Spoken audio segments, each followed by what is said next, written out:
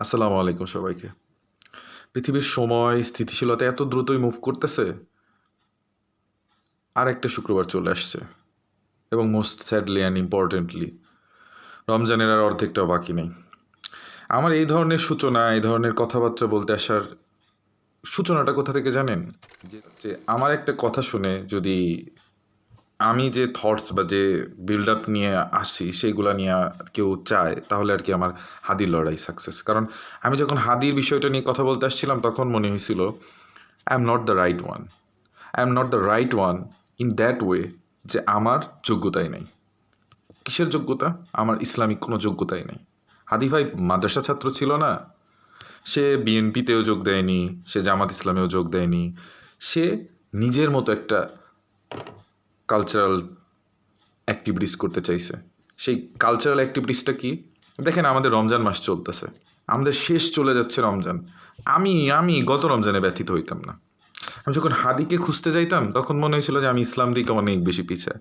তখন আমার মনে হয়েছে এই যে ছোটোবেলা থেকে গোল্ডেন গোল্ডেন গোল্ডেন অ্যান্ড এখানে আইসাও সেই ইঞ্জিনিয়ারিংয়ে দুধের স্বরের সাবজেক্ট পড়তে আসা। তো আমার কাছে মনে হয়েছিল এই শিক্ষাগুলোকে তো রাখতেই হবে, তার পাশাপাশি আমাকে অবশ্যই ইসলামকে খুঁজতে হবে, তারপরে গিয়ে এই লড়াইটা থাকতে হবে। কারণ এই যে প্ল্যাটফর্মটাতে আমি কথা বলতে আসতেছি, লড়াইটা একটা লাস্ট কথা নিয়ে আমি শেষ করবো, সেটা হচ্ছে ইসরায়েলকে নিয়ে কথা বলা। ইসরায়েল কতটুকু একটা দেশ নিয়েছে?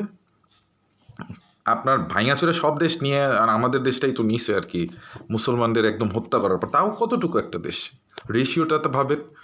কিন্তু তাদের মূল অস্ত্রটা কি জানেন? যে মাধ্যমে আমি এগুলো কথাগুলো বলতেছি, যে মাধ্যমে আপনি শুনতেছেন, যে মাধ্যমে কেনাকাটা, যে মাধ্যমে এই ডে লাগানো, আমি করছি ভাই, মাফ করেন, আমাকে জাজ করতে আসেন না, কিন্তু আমার উপলব্ধির জায়গা এখানেই।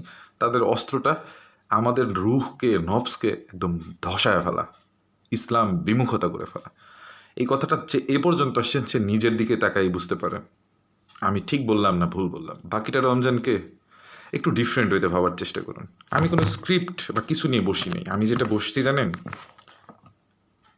সেটা এই উপরের পাতা দেখলেই দেখতে পারেন। এই খাতার মলাটের মধ্যে আমাকে খোঁজা, আমার এক্সামের বাইরেও ইসলামকে খোঁজা। নিজের ইসলামিক নিজের পূর্ণতা বলতে হয় না, তারপরও এটাই আমার হাদির লড়াই।